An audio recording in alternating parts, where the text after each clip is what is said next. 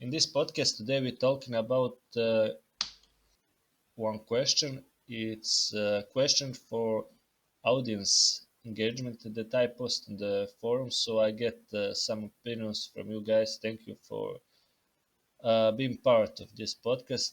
Uh, it's a question about gaming and mental health of the DayZ, and I choose to get opinions about other games similar like DayZ, and I needed some reflections of players about this game and how game reflection them.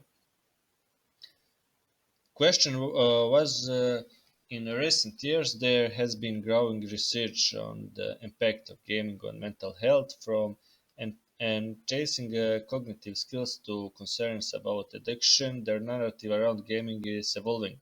How do you personally perceive the relationship between gaming and mental well-being? Have you noticed any positive or negative effects in your own gaming experience or those of people you know?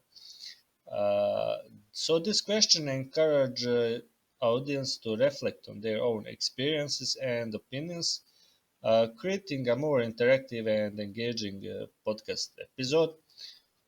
So you can encourage listeners to share their thoughts, experience, or questions or social media. Uh, Now you will hear some opinions players share with me. After that, we will talk about this. Gaming has also been associated with sleep deprivation, insomnia, and circadian rhythm disorders, depression, aggression, and anxiety. Uh, Two more studies are needed to establish the validity and the strength of these connections. A 2019 survey indicates that nearly 80% of gamers say video games provide them with mental stimulation, relaxation, and stress relief. Other gamers, like dedicated athletes that live and breathe the sport, can often battle intense stress, depression, and anxiety. I just visited this page. It's from the Harvard University, as you can see. It says staying healthy, the health effects of too much gaming. It's written in December 22, 2020 by Peter Greenspoon, contributor. So let's see, is there anything good about gaming? The harms of gaming. It is only fair to mention the benefits. Aside from being entertaining and a fun pastime, gaming can provide a way for people to interact with each other, a virtual community as they work together toward completing common tasks. Our society suffers from an epidemic of loneliness, and gaming can be a vehicle to connect with others, including otherwise difficult to connect with people in your life, such as kids, grandkids, or, I've seen this be quite helpful, with autistic children, who can have challenges with traditional modes of communication. Gaming has also been associated with psychological problems. It is still an open question whether video game addiction, or Internet Gaming Disorder, IGD, is a unique syndrome. According to the American Psychological Association, IGD is defined as experiencing at least 5 of the following 9 criteria over a 12-month period.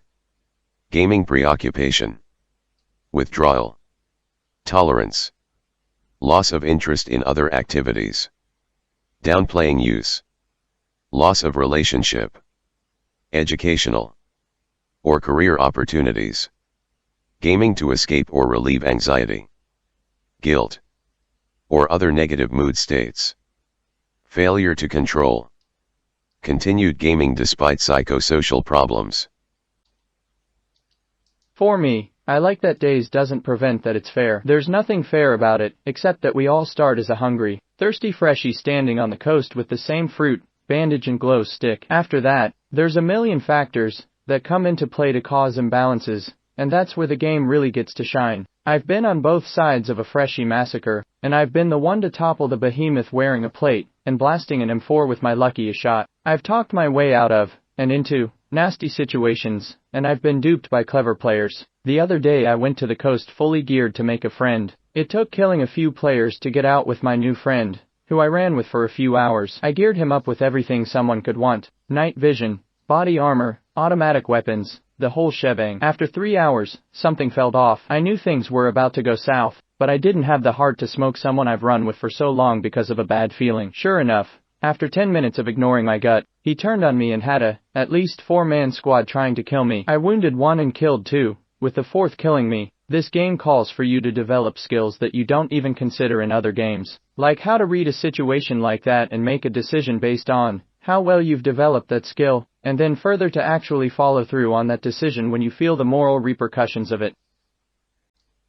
Sometimes, after an intense session, I feel the need for break and a clear distinction between the virtual and real worlds. Balancing between these two realities becomes crucial for maintaining my mental health. DAYZ helps me regulate while providing a framework of challenge and meaning to keep me engaged. 90% of my experience is hanging out in the woods, managing my resources and making strategic decisions about where to get more. Interactions with other players give these decisions meaning as the consequences of my decisions are felt by others. I can take your stuff, you can take mine, I can run away, or we can work together. The thing about DAYZ is that it is hard, but unlike other games it doesn't feel like such a job. It's not about reflexes or knowing the right exploits or optimizing a meta. You don't have to practice in the same way. Perfect performance isn't required. Just don't die. LOL, I usually just get intense adrenaline rushes during fights. Have made a couple friends, but yesterday me and my buddy seen someone looting, guns on back. Thought he was pretty geared up, me and my buddy were decently. He didn't see us, but I seen him hopping a fence, so we waited in the room with the shelves next to the double door entrance with guns out.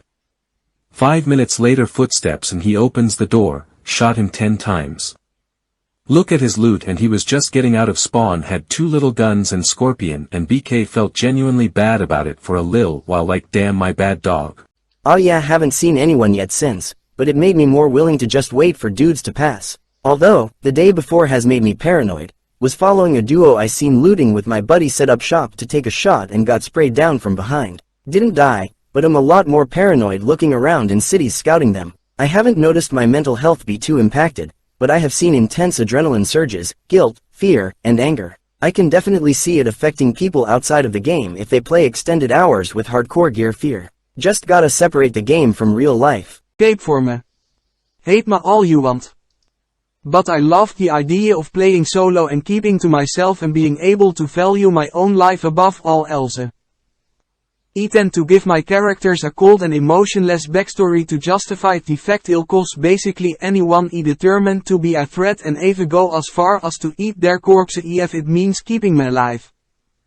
I tend to be a sensitive and somewhat empathetic person in my personal life and career, and when I play games like Apex or Rust with my buddies, I tend to focus on team play and cooperation more than anything.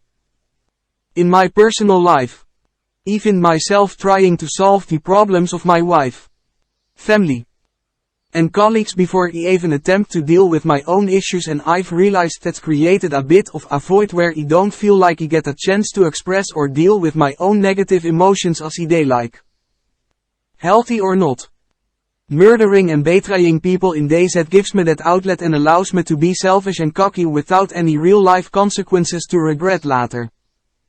As an example, I've got a buddy who enjoys hacking in various games and has offered to provide some of these hacks to me free of charge because he thinks I enjoy the power trip.